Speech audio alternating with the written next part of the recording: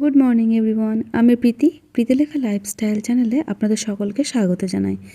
এখন বাজে সকাল 8:30 মতো, আর বাপনও উঠে পড়েছে। আমি তো ফ্রেশ হয়ে চলে এসেছি রান্নার কাজে, আর ও ফ্রেশ হয়ে এখন বেরোবে বলে রেডি হয়ে নিচ্ছে।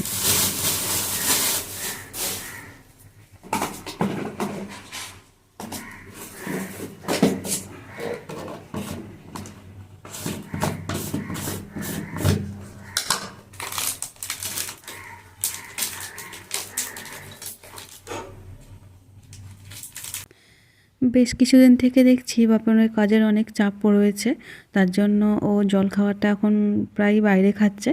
তো ওকে বললাম আমি জলখাবারটা করে দিচ্ছি, বাট এত সকাল সকাল ও যেহেতু খেতে পারে না বলে জলখাবারটা আর খেয়ে যাচ্ছে না। প্রায় ও 9টা সাড়ে 9টার মধ্যেই জলখাবারটা খেয়ে নেয়। আর আমি ওকে মাঝে মাঝে ফোন করেও জানি এরকম। তো ও 2টো বিস্কিট নিয়ে বেরিয়ে পড়েছে। আর যাওয়ার সময় বললো আজ একটু নাকি দুপুরবেলা তাড়াতাড়ি ফিরবে, মার্কেট যাওয়ার মতন আছে না এরকমই কিছু একটা বললো। তো আমাকে বললো তাড়াতাড়ি রান্নাটা করে রেখো, আমি তাড়াতাড়ি ফিরবো। তো আমি ভাবছি যে কফিটা খেয়েই টুকিটাকি যেগুলো কাজ আছে সেগুলো সেরে নেব, তারপরে রান্নার কাজে লেগে পড়বো। তো আজকে একটু তাড়াতাড়ি রান্নাটা সারতে হবে। আর বাপনের সত্যি বলছি এখন এতটাই কাজের চাপ, বেচারা একটু রেস্ট নিতে টাইম পাচ্ছে না। আর তার জন্য ভাবলাম তাড়াতাড়ি রান্নাটা করে যদি দুপুরবেলা একটু রেস্ট নিতে পারে, তো ঝটপট রান্নাটা সেরেই ও দুপুরবেলা যদি একটু ঘুমিয়ে আবার মার্কেট যেতে পারে তাহলে খুব ভালো হয়। তো আমি স্নান টান সেরে এখন আবার রান্নার কাজে আসবো, তার মধ্যে একটু পুজো দিয়ে নেব।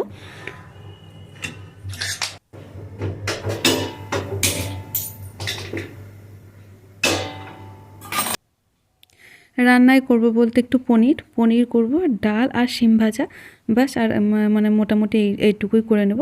তো ফার্স্ট আগে শিম ভেজে নিয়েছি, আর ওইদিকে ভাতটা আমার কমপ্লিট হয়ে গেছে। রোদ্দুর উঠেছিল, একটু রোদ্দুর উঠেছে বলে ব্ল্যাঙ্কেটটাও রোদে দিয়ে এলাম এর মধ্যেই।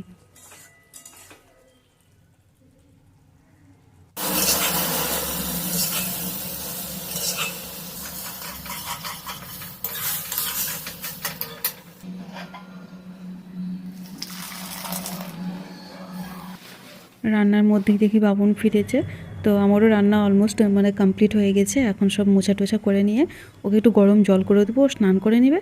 আর যে ফলগুলো নিয়ে এসেছিলো সেগুলো এখন ঝুড়িতে রেখে দেবো। তো ভিডিওটা আজ আমি এখানেই শেষ করছি।